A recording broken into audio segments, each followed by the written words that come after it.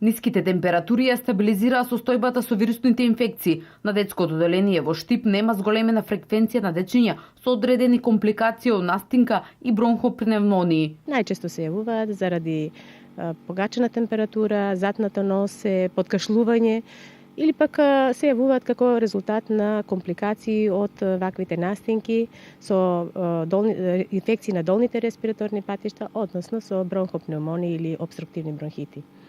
На оделението се хоспитализираат потешките случаеви, најчесто оние кои доаѓаат од другите градови. Нашите дечиња од нашиот град се водат амбулантски, се следат кај матичните лекари или кај нас кај педијатрите на детското оделение. Она што лекарите го препорачуваат е децата кои се со симптоми на настинка да не се носат во градинка, да се води поголема грижа за хигиената и начинот на исхрана, а просториите во кои престојуваат почесто да се проветруваат. Ако е затното носето, препорачуваме капкички за нос, затоплување на детенцето, пиење на топли напитоци, повеќе свежо овошје, сокови, свежо припремени зеленчукови каши, во домашни услови се разбира.